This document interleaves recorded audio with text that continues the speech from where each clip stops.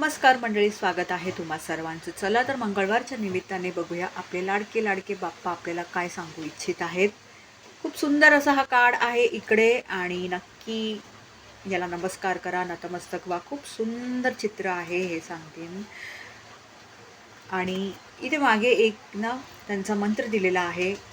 हेच त्यांचं मी हे सांगू शकते की इंग्रजीत दिलेलं आहे की तुम्ही इंग्रजीत जर तुम्हाला किंवा इतर कोणालाही म्हणजे ज्यांना फारसं हे मंत्र वगैरे जमत नसेल तर तुम्ही कशी प्रार्थना करू शकता ते इंग्रजीत दिलेलं आहे. आणि खाली की तुम्ही का म्हणून कशासाठी तुम्ही बाप्पाची प्रार्थना करू शकता, त्याचे काय काय फायदे आहेत. तर रिमूव्हिंग ऑब्स्टॅकल्स म्हणजे जे काही संकटं आहेत, जे सतत तुमच्या आयुष्यात कदाचित कठीण प्रसंग येतात, खूप जास्त चॅलेंजेस येतात वगैरे, तर ते एकूण काढून टाकण्यासाठी हे आहे. चॅलेंजेस तर नाहीतरी येतच असतात प्रत्येकाच्या जीवनात, पण खूप जास्त अडीअडचणी वगैरे येत असतील तर त्याकरता.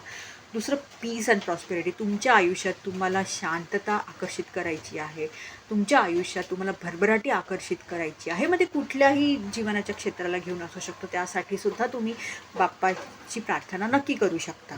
Physical and mental powers. ताकद कमी पडतीये, कुठेतरी मनोबल कमी पडतंय वगैरे इत्यादी, तर ते तुम्हाला शक्ती मिळावी, ताकद मिळावी वगैरे जे काही असेल ते, त्यासाठी सुद्धा तुम्ही या विघ्नहर्त्याची प्रार्थना नक्की करू शकता. Success in initiating new ventures. अगदी योग्य असा संदेश आहे.